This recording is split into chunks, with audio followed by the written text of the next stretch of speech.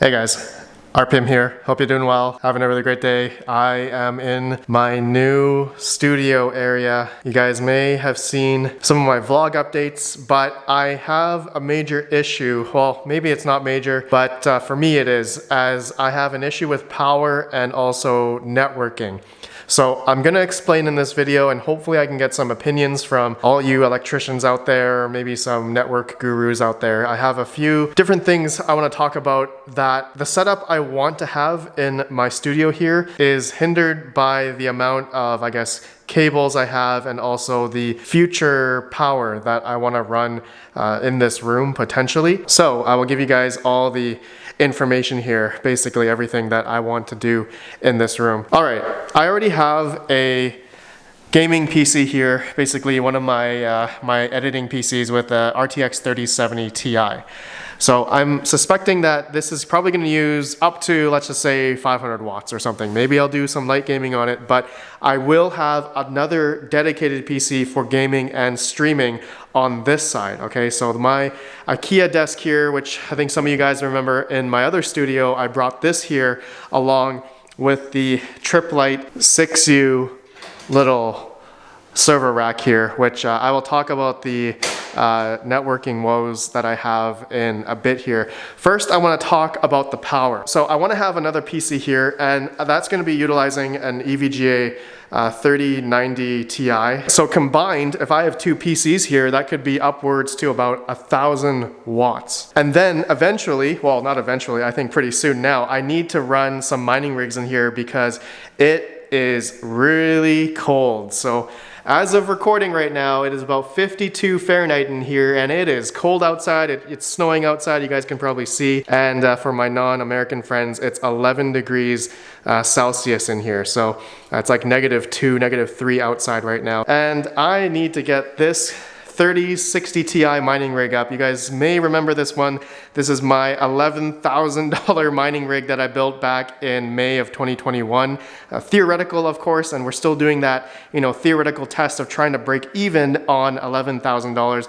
I'll show on the screen here how much Ethereum we have mined thus far, and this rig has not been turned on since the Ethereum merge, all right? So I will continue on the profits, all whatever we're mining once I turn this on, and I will tell you guys which coin that will, I guess, essentially start mining on this thing to, get $11,000 back theoretically since May of 2021. So just a quick update, we have not broke even yet on this mining rig yet. But let's just say I turn this on now. This would maybe take between 600 to, I don't know, 900 watts, depending on which coin to mine. So for most of you that have been watching my vlogs at my new house, which I'm pretty much done renovating now, but in terms of the power, I have a dedicated 20 amp 120 volt circuit right here. This is the only one in the room for this wall plug, but then the rest of the plugs I have around each corner of the room is a 15 amp 120 volt. That shares all the same circuit, all right? Just a typical 15 amp 120 volt. So for example, if I put both of my PCs, all right, both of my gaming PC and editing PC and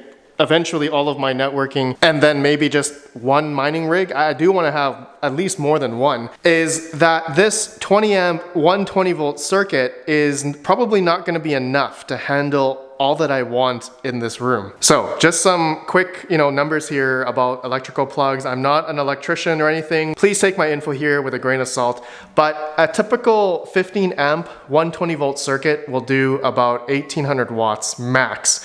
80% rule, which everyone should follow, is going to be about 1400 watts on a 15 amp 120 volt circuit, all right? But now that I have that other 120 volt 20 amp circuit, I can go max capacity 2400 watts. 80% rule of that is going to be about 1900 watts. Okay, so just to talk about both my PC and a mining rig, for example, I would say I'm probably going to be maxed out on the 20 amp 120 volt. So here is where I'm thinking, and you guys can weigh in on this, should I just convert that 120 volt 20 amp circuit, which uses a 12 gauge indoor wire, into a 240 volt, which basically I will have to change the plug on the wall to something like this, an L620 1120R, okay, like a Leventon L620R receptacle plug. And then on the circuit panel side, like going downstairs to my like server room, server rack, you know what, let me just quickly show you guys that. Okay, here is my 2x400 amp, or sorry, 2x200 amp circuit panels. I have a total of 400 amps in my new location, new mining location here, my new house where I am living here. But I have 20 amp, 120 volt circuits in every single room, dedicated ones, and then also each room has a dedicated 15 amp 120 volt circuit. Just to give you guys that info, right? The reason why I have dedicated 120 volt 20 amp in every single room, in case I decide to put a mining rig in every single room, like a small one or something, right? Anyways, one of these is going to my new studio, and it's one of these yellow cables, right? These are 12 gauge cables. You can see the white one here is, I believe, the 14 gauge cable for like the 15 amps, right? 15 amp 120. But this one is for the 120 volt 20 amp. But I could convert this using the 2 hots instead of the 1 hot for 20 amp 240 volt, right? I have to buy a new breaker in order to do the 240 volt, right? You guys let me know if that is something that I can do, and it shouldn't be too hard. Obviously, don't take my advice on that. Talk to a certified electrician before you do something like that. All right, let's go back upstairs. Okay, so now that you guys know that info, let's just talk about, so if we're going from 120 volt 20 amp, so 2400 watts, then to 240 volt 20 amp, that's going to give us a capacity of then 4800 watts. Of course, everyone will want to follow the 80% rule. So that's going to be about 3800 watts. So then that will then give me the capacity for not only my gaming PC, my networking eventually that I'll have set up here, and then my editing PC. You know, I'll have all this on, plus I'll have the headroom to add, you know, a couple of mining rigs, especially my 3060 Ti rig here, and or maybe whatever that I decide to put here eventually. So with that though, not only do I need to change the breaker, the plug to an L620R, right? I will need to then get I would say a PDU, right? Something that will be able to, like an enterprise grade, like a trip light one here, you know, 200 to 200 volt, 20 amp. It has 8 C13 plugs and 2 C19 plugs, plus it's metered as well, right? I can see how many amps or how much load is being utilized on this power distribution unit. So that will be something like this plug right here will then go into this plug here into 20 amp, and so I should be good. It looks very similar like the 30 amp L630, but it's actually meant for a L620, right? This is an L620 plug that's going to go into an L620R receptacle, which is this guy right here. You guys know my power situation, okay? You guys give me your thoughts on that. Should I just simply convert this outlet here from, I guess, a circuit panel, new breaker, and then I'll have to get a new PDU, which I actually already have a 15 amp, but this is a 120 volt PDU, okay? I used this before with my other stuff. So you guys give me your thoughts if I should just stick with 120 volt 20 amp or upgrade to 240 volt, okay? You guys can let me know down below. I guess my APC UPS battery backup will not work on 240 volts, so that's not gonna work. So maybe I can just split my gaming PC onto the 15 amp 120 volt, but I do want to have everything running on 240 volt because that'll give us a little bit more, you know, efficiency, right? It'll be more efficient on 240 volt rather than 120 volt. I can always use this UPS somewhere else. All right, now let's talk about networking. Okay, this is another issue I'm having. Actually, I already know I'm gonna experience issues, is that I only have one Cat6a cable run up into my new room here, okay? You guys know this one right here goes to my new server rack, you know, all that setup and stuff. But the issue is that I want to utilize a couple things, okay? So I want to have 10 gigabit networking. I also want to have VLANs because I want to segregate my editing PC from my streaming PC and also have another VLAN for my mining rigs, okay? So essentially three different VLANs that I want to achieve up here because I'll have my editing PC communicating to into my servers, my file server for, editing my videos, and mainly for storage, right? And then my streaming PC, which I need to have its own VLAN. I want to be by itself because I'm going to be also putting that through its own VPN, right? As I want to mask my IP, especially when I'm doing streaming or whatever stuff like that. And I did utilize one of these Linksys routers with OpenWRT, which is like an open source router software where I was using OpenVPN. And I was mainly using this actually for my mining rigs. So all the information, all the shares were all going through the router that was going through a VPN. You guys probably know why a lot of people do something like that, just to, mask your IP. There's probably a lot of other reasons, like, I don't know, non-KYC type of mining. Anyways, I want to take advantage of all that stuff, right? But having one Ethernet cable, I am limited to essentially one VLAN. So to circumvent something like that, and I wish I ran more Ethernet cable up here,